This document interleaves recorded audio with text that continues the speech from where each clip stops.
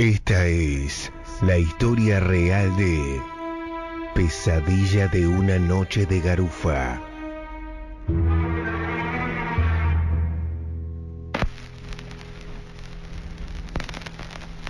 Escucha que son divertidos, de garufa, vos sos un canto perdido. Tu vieja dice que sos un bandido. Todo comenzó en abril del año 2000. Me había independizado y me mudé solo a un PH reformado, que antes había sido una gran casa. No pude dormir ni una sola noche. Todas las madrugadas me despertaba sobresaltado, con el llanto de un bebé. El llanto venía de la oscuridad de la cocina. Claramente, no había un bebé ahí. En otras oportunidades, me despertaba escuchando una risa maquiavélica que venía de la oscuridad de mi cuarto. Cuando mis pupilas me lo permitían y se acostumbraban a esa oscuridad, podía ver reflejada en el espejo de mi cuarto, sentada en una silla, a una mujer vestida de mucama, con la frente sangrando, mirándome y riéndose. Cuando giraba la cabeza, la silla estaba vacía, pero en el espejo la veía reflejada. Conté esto a los vecinos del lugar días antes de mudarme. Esos vecinos me relataron esta historia que te voy a narrar a continuación. Historia que yo mismo titulé Pesadilla de una noche de garufa.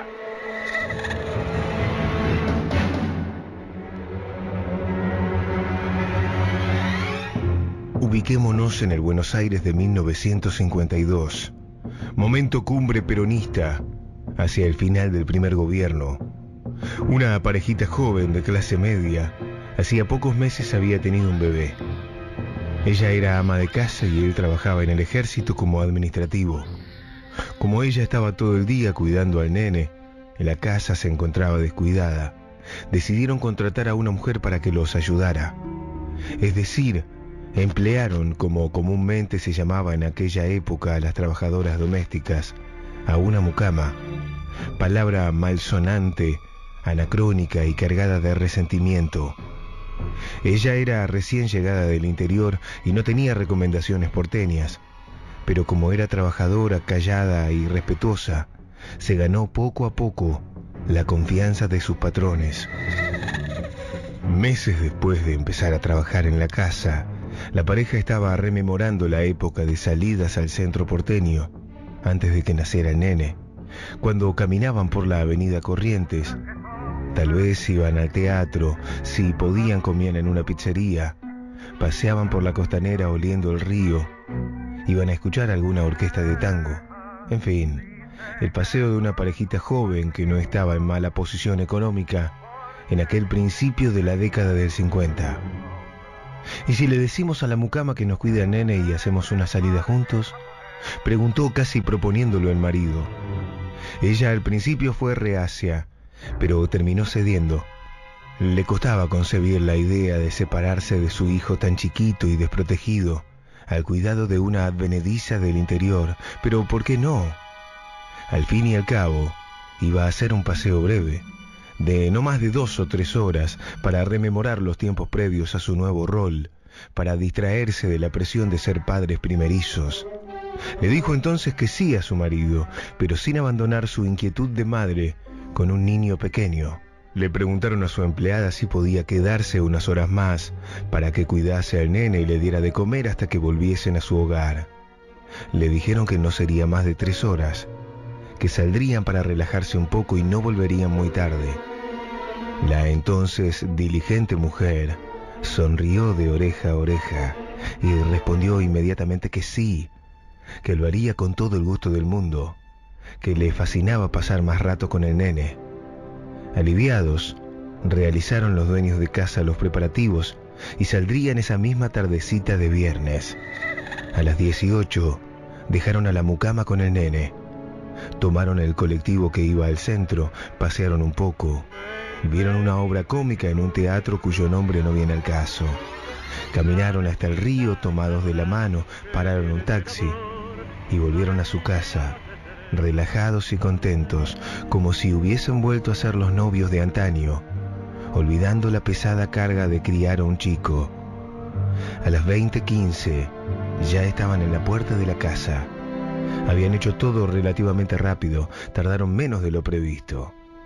Pero lo que siguió, aunque pareció atemporal o vertiginoso, dependiendo de la óptica de los protagonistas y sus narradores, tardó solamente 10 minutos en ocurrir. El primero en notar algo raro fue el marido, cuando abrió la puerta del hogar al llegar.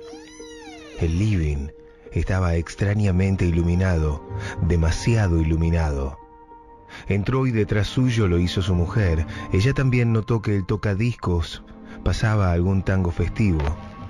Podemos adivinar que tal vez sonaba Garufa, por Hugo del Carril, que 5 años antes la había cantado en la película La Comparsita.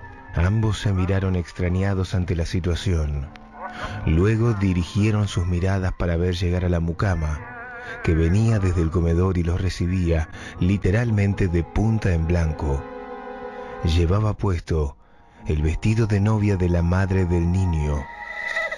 Aún perplejos, le escucharon decir: pasaron una hermosa velada, ¿no? Esperen, no terminó aún. Y a lo siguiente, hay que escuchárselo decir con un indisimulado orgullo: no se queden ahí, pasen, les tengo preparada una sorpresa. Vengan, siéntense en la mesa, que les traigo la deliciosa comida que les preparé. Siéntanse como en su propia casa. Entre risas nerviosas y con los ojos como 2 platos, sin saber cómo reaccionar, pasaron y se sentaron en la mesa del comedor, cada uno en su lugar habitual, mirándose y sin comprender todavía qué era lo que ocurría. Iban a objetarle diciéndole que ya habían comido en el centro, pero la doméstica pasó a la cocina, vestida de gala, con un rictus neurótico, mezcla de risa y nervios.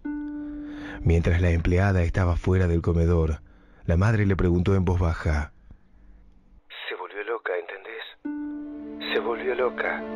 Su marido indicó silenciosamente, levantando los hombros, abriendo los brazos y girando levemente la cabeza de izquierda a derecha, que no tenía idea de nada, que no sabía qué era lo que estaba pasando. Después de todo, ¿cómo iba a saberlo? Había salido con su mujer y ambos tenían la misma información. Pasaron no más de 2 minutos tensos y silenciosos. Sé que esto les va a encantar. No lo probé, pero creo que me salió delicioso, dijo la mucama mientras volvía con la bandeja de plata entre sus manos y la colocaba atenta y delicadamente en el centro de la mesa. La ovalada fuente estaba finamente decorada con hojas de lechuga, atenta y prolijamente colocada en la circunferencia de la bandeja, mezclado ordenadamente con rodajas de tomates, algunos champiñones y papas al horno.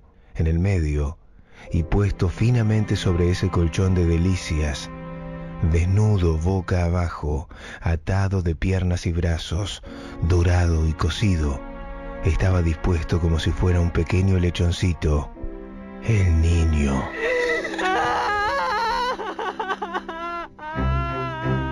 La madre del nene, mirando fijo el hórrido espectáculo de la mesa, se levantó de la silla aterrorizada, caminó hacia atrás y se refugió en un rincón, sin dejar de ver a su hijo muerto y en ese lamentable estado. Sabemos por los diversos testimonios que enloqueció y desde entonces nunca más pronunció palabra alguna. La empleada doméstica sonreía y le caían inexplicables y dementes lágrimas de emoción, tristeza y enajenación. El padre, tal vez preso de la locura vengativa, salió corriendo a la pieza. Del estante superior del placard tomó un arma y le vació el cargador en la cabeza a la empleada, que hasta entonces lloraba y reía a la vez, con locura y pasión. El padre partió con rumbo desconocido y nunca más volvió a saberse de él. Como dije al principio, No sé si ocurrió literalmente así o si se reconstruyó con varios testimonios. Me inclino por la opción de una trágica fábula de dos colectivos enfrentados que otorgaron a sus pensamientos y a estos hechos que narraron de boca en boca simbolismos complejos y contradictorios, tal vez sin saberlo. ¿Qué clase de mujer cocinaría a nuestros hijos? ¿Qué tipo de gente despreciaría así a quien le deposita su confianza? ¿Qué habrán querido dar a entender quienes construyeron este relato urbano intrigante, revulsivo, feroz y salvaje? Ni Edgar Allan Poe podría haber imaginado tal vez semejante escena sangrienta en una noche de garufa que en lunfardo significa joda o celebración. Pero tampoco quienes la dieron a conocer de boca en boca. Que te toque vivir tiempos interesantes, reza cierta maldición china, nunca mejor aplicado a todos los protagonistas involuntarios de esta historia. Así terminó la carnavalesca noche de garufa. Para todos hay algo más. El cuerpo de la mucama no estaba, nunca apareció. Sin embargo, yo también viví algo más. En varios rincones de la casa, arrodillada frente a la pared, vi a la madre del chico llorando desconsoladamente. La mucama estaba poseída. Había hecho algún tipo de pacto y el niño fue una ofrenda. La explicación es más terrenal. El padre se acostaba con la mucama y ella, por despecho o por locura, asesinó al hijo para quedarse con él. El hijo era de la mujer de la casa o de la mucama. Nunca sabremos las respuestas, porque la mente tiene muchos recovecos, pero los peores recovecos son los que vienen de la carne. Deliciosas criaturas perfumadas, quiero el beso de sus boquitas pintadas, frágiles muñecas del olvido y del placer. Ríe su alegría como un cascabel